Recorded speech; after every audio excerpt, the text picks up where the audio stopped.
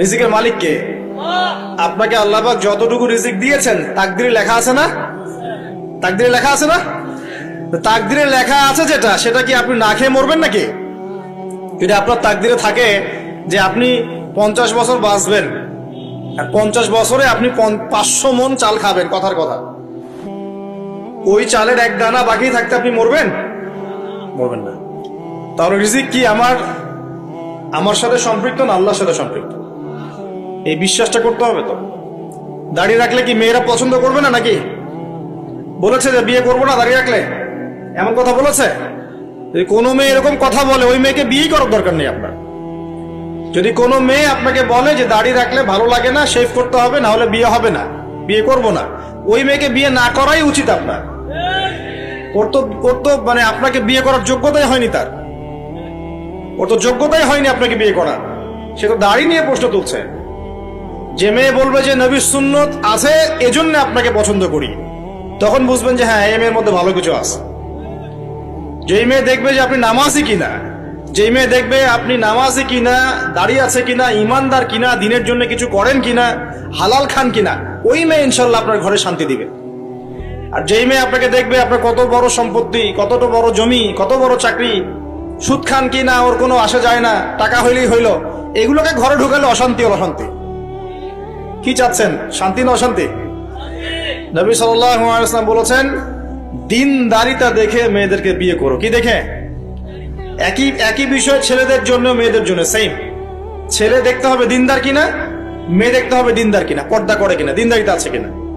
দুনিয়ার এই ছোটখাটো বিষয় যদি দেখেন, তুচ্ছ বিষয়গুলো, একদিন না একদিন আপনি পস্তাবেন কিন্তু। আর যদি আপনি দিনদারিতা দেখেন, ইনশাল্লাহ আপনি কোনোদিন পস্তাবেন না ইনশাল্লাহ। আল্লাহ পাক তৌফিক দান করে নেবেন। এটা একটা বড় সিদ্ধান্ত জীবনের। এই সিদ্ধান্তে যদি ভুল করে ফেলেন, সারা জীবন পস্তাতে হবে। অতএব এখানে বেশি আবেগে, ফ্যান্টাসিতে ভুগবেন না। ঠান্ডা মাথায় দিনদারিতাকে অগ্রগণ্য করে আপনি ছেলে দেখবেন বা মেয়ে দেখবেন ইনশাল্লাহ। আর গার্ডিয়ান যারা পরিবারের পিতামাতা আছেন, তাদেরকেও বলবো, দুনিয়ার এই বিষয়গুলোকে বেশি প্রাধান্য দিতে যাবেন না। কত বড় চাকরি করে, কত বড় জমির মালিক, কত বেশি টাকা, এগুলো পরের বিষয়। আগের বিষয় হচ্ছে আপনার ওই জামাই দিনদার কিনা, আগের বিষয় হচ্ছে তার মধ্যে ইসলাম আছে কিনা, শুরুর বিষয় হচ্ছে আপনার ওই মেয়ের মধ্যে দিনদারিতা আছে কিনা। এটা নসিহত করে গেলাম। যদি আপনি বুদ্ধিমান হন, তাহলে আমার নসিহত গ্রহণ করবেন, না হলে কিন্তু সারা জীবন পস্তাতে হবে। যারা বেদিন জামাই বিয়ে করেছে আর বেদিন মেয়ে বিয়ে করেছে, তারা বুঝবে যে আমার কথার মর্ম কতটুকু। তারা এখন ইচ্ছা করেও লাইনে আনতে পারছে না। পারছেন? ওই যে বলছে বিয়ের পরে ঠিক হয়ে যাবে, এত সহজ? এটা কি সুইচ টিপ দিলে ঠিক হয়ে যাবে? মানুষের মনটা খুব জটিল একটা বিষয়। এত সহজেই মানুষের মন চেঞ্জ হয় না। হয় ইল্লা মাশাআল্লাহ, আল্লাহ চাইলে হয়।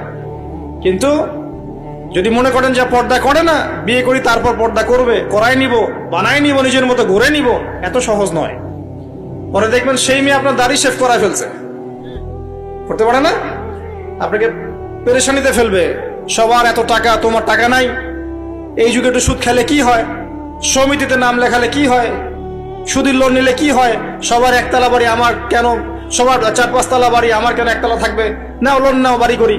আপনার স্ত্রী আপনাকে এদিকে ইনফ্লুয়েন্স করবে, করবে না? করবে। এইভাবে তো বহু পরিবারের কর্তা দিন দিন হাডুষ্ট করে মারা যাচ্ছে। টেনশন, পারিবারিক অশান্তি। অতএব দিনদারিতাকে প্রাধান্য দেন ইনশাআল্লাহ। দিনদারিতার সৌন্দর্য কখনো শেষ হয়ে যাবে ইনশাআল্লাহ। আল্লাহ পাক তৌফিক এনায়েত করুন। আমিন।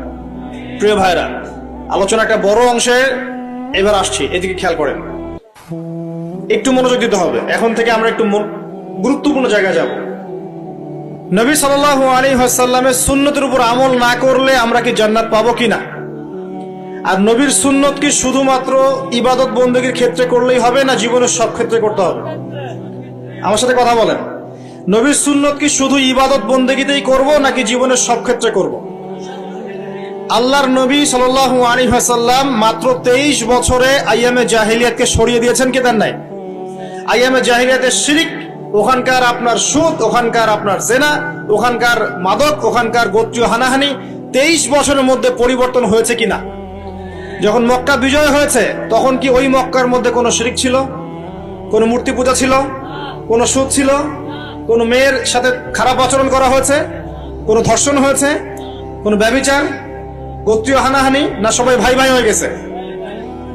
23 বছরের মধ্যে আল্লাহর নবী কি এমন করলেন যাতে একটা অন্ধকারাচ্ছন্ন সমাজ আলোকিত হলো? কি এমন করলেন, কে বলতে পারবেন?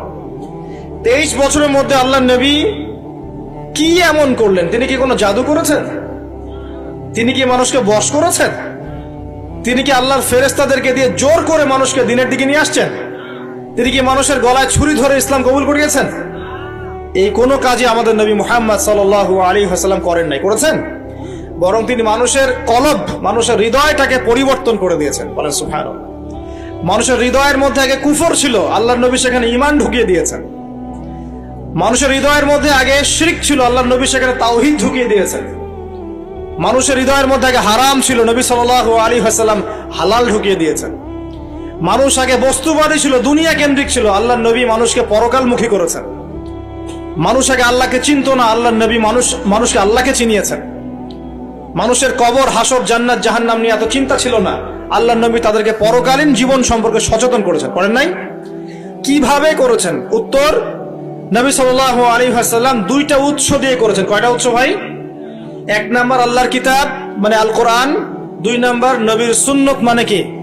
হাদিস। আমার সাথে কথা বলেন। 1 নাম্বার কি? আল্লাহর কিতাব মানে কি? আল কোরআন। 2 নাম্বার নবীর সুন্নত মানে হাদিস। এই কোরআন এবং হাদিসকে কেন্দ্র করে মাত্র 23 বছরে নবী সাল্লাল্লাহু আলাইহি ওয়াসাল্লাম পুরো জাহিলিয়াতের চিত্রই পাল্টে দিয়েছেন। পাল্টে দিয়েছেন কিনা? আচ্ছা, কিভাবে? উত্তর, নবীজি এবং সাহাবীরা সর্বপ্রথম তারা সবাই কোরআন তেলাওয়াত করা জানতেন। 1 নাম্বার, ঠিক আছে? তার মানে সমাজ পরিবর্তন করতে হলে আমাদের সবাইকে কোরআন তেলাওয়াত করা শিখতে হবে। 2, নবী এবং সাহাবীগণ সাল্লাল্লাহু আলাইহি ওয়াসাল্লাম কোরআন শুধু তেলাওয়াতই করতেন না, কোরআনের অনেক অংশ, প্রায় পুরো অংশই তাদের মুখস্থ ছিল, ছিল না? তাহলে আমাদের কোরআন মুখস্থ করা লাগবে কিনা? পুরো অংশ না পারি, অল্প একটু করা লাগবে কিনা? অথবা এতটুকু না পারি, 1 পারা পারবো কিনা? 1 পারাও না পারি, নামাজের জন্য উপযুক্ত সূরাগুলো মুখস্থ করতে পারবো কিনা? পারবো না? সারা জীবনে কম পড়াশোনা করেছি? প্রচুর পড়াশোনা করেছেন, তাহলে কোরআনের ক্ষেত্রে কেন পিছিয়ে থাকবো? থাকা যাবে? যাবে না। ওই যে বারবার একটা কথা বলি, 15-20 বছর পড়াশোনা করে 15টা সূরা শিখছেন না। 15 বছর পড়াশোনা করে আপনি 15টা হাদিস শিখছেন না। শিখেছেন? 15 বছর পড়েছেন, 10 জন জান্নাতের সার্টিফিকেট প্রাপ্ত সাহাবীর নাম বলতে পারছেন না। নবীজির 10 জন স্ত্রীর নাম বলতে পারছেন না, তার জীবনী বলতে পারছেন না, ঈমান ভঙ্গের কারণগুলো বলতে পারছেন না, কোনো কোনো ক্ষেত্রে ওযুর মাসআলাগুলোও বলতে পারছেন না, কোনটা ফরজ কোনটা সুন্নাত। এমন আছে না? এবং এদের সংখ্যা কি কম না বেশি? এদের সংখ্যা কোটি কোটি, এমন কোটি কোটি মানুষ আছে বাংলাদেশের মাটিতে। আমরা সবাই মাশাআল্লাহ দুনিয়াবি ক্ষেত্রে শিক্ষিত হয়েছি ঠিকই, কিন্তু দিনের বেসিক জিনিসগুলো শিখি নাই। আপনি দেখবেন, আমি দেখাবো। কে আছেন বলেন জান্নাতি 10 জন সাহাবীর নাম বলতে পারবেন? একজন ব্যক্তি দাঁড়ায় যান দেখি। যদি বলতে পারেন, আমার পক্ষ থেকে নগদ 1000 টাকা পুরস্কার। জান্নাতি 10 জন সাহাবী, এই দুনিয়াতেই তারা জান্নাতের সার্টিফিকেট পেয়েছেন। আল্লাহ নবী বলেছেন তুমি জান্নাতি, তুমি জান্নাতি, তুমি জান্নাতি। 10 জন বলতে পারবেন কেউ? কিন্তু বিশ্বাস করেন, আমি যদি এখন ধরি, কোনো পুরস্কার দিব না, 1 টাকাও ভাদিয়া নাই। আমাকে বলেন বাংলাদেশ ক্রিকেট টিমের 10টা প্লেয়ারের নাম বলেন, সবাই বলতে পারবে। পারবে না? 10 জন ইন্ডিয়ান নায়কের নাম বলতে বলেন, পারবে। 10 জন ইন্ডিয়ান নায়িকার নাম বলতে পারেন, পারবে।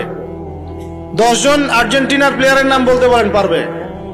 10টা ব্রাজিলের প্লেয়ারের নাম জিজ্ঞাসা করেন, পারবে। এগুলো পারবে তারা। পারবে কি না? সত্যি কথা বলেন, পারবে কি না? অবশ্যই পারবে। 10টা বাংলা সিনেমার নাম বলেন, পারবে। 10টা হিন্দি সিনেমার নাম বলেন, পারবে। পারবে কি না? সত্যি কথা বলেন, পারবে কি না? অবশ্যই পারবে। না পারলে তো আলহামদুলিল্লাহ, আপনার জন্য দোয়া থাকবে যে পারেন নাই। কিন্তু বেশিরভাগ ছেলে পেলেই পারবে, বেশিরভাগ মেয়েই পারবে। মেয়েদেরকে জিজ্ঞাসা করেন 10টা সুন্দরী মেয়ের নাম বলো, ভারতের, পশ্চিমের, হ্যাঁ, সিনেমার, নাটকের, গায়কের, গায়িকার 10টা সুন্দর সুন্দর মেয়ের নাম বলো, বলে দিবে। পারবে না? জিজ্ঞাসা কর আজকে গিয়ে যে 10 জন জান্নাতের সার্টিফিকেট প্রাপ্ত 10 জন সাহাবীর নাম কি, দেখবেন বেশিরভাগই বলতে পারবে না। এই বিষয়টাকে আপনি কি মনে করছেন? বিগত 10, 20, 30 বছর থেকে আমরা দেখছি যে একটা অসুস্থ প্রজন্ম তৈরি হয়েছে। অসুস্থ প্রজন্ম।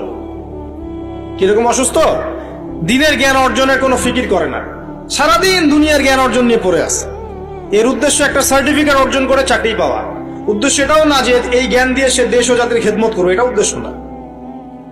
অসুস্থ প্রজন্ম, জিজ্ঞাসা করবেন ইসলামের বেসিক জিনিসগুলো জানে না, বাইরের বড় বড় জ্ঞান তার জানা আছে, পুরো পর্যায় সারণী মুখস্থ কেমিস্ট্রি, 10 জন সাহাবীর নাম বলতে পারবে না, 10 জন নবীর নামও বলতে পারছে না। 10টা সূরা ধরলে প্যান্ট খারাপ হয়ে যাবে।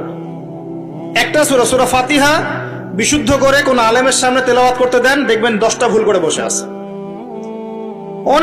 অনেকে তো আলহামদুলিল্লাহ উচ্চারণ করতে পারে না। কেমন আছেন? আলহামদুলিল্লাহ ভালো আছে, আলহামদুলিল্লাহ ভালো আছে, আলহামদুলিল্লাহ। আলহামদুলিল্লাহ মানে কি? আলহামদুলিল্লাহ মানে সমস্ত প্রশংসা কার জন্য? আল্লাহর জন্য। আর আলহামদুলিল্লাহ মানে সমস্ত ধ্বংস আল্লাহর জন্য। নাউযুবিল্লাহ। অর্থ কি হয়েছে দেখছেন? আলহামদু, আলহামদু মানে ছোট হায়া হাওয়াজ দিয়ে পড়লে অর্থ পরিবর্তন হয়ে যায়, উল্টা অর্থ হয়। আর আলহামদু বললে অর্থ পারফেক্ট হয়। কুল হুয়াল্লাহু আহাদ, কুল বললে একটা অর্থ হয়, আর কুল হুয়াল্লাহু আহাদ বললে আরেক অর্থ হয়। তারপরে কুল ইয়া আইয়ুহাল কাফিরুন লা আ'বুদু মা তা'বুদুন একটা অর্থ হয়। আর যখন বলে কুল ইয়া আইয়ুহাল কাফিরুন লা আ'বুদু মা তা'বুদুন আরেকটা অর্থ হয়। এগুলো আলেমরা বুঝবেন। তো কুরআনই তো পড়তে জানছে না,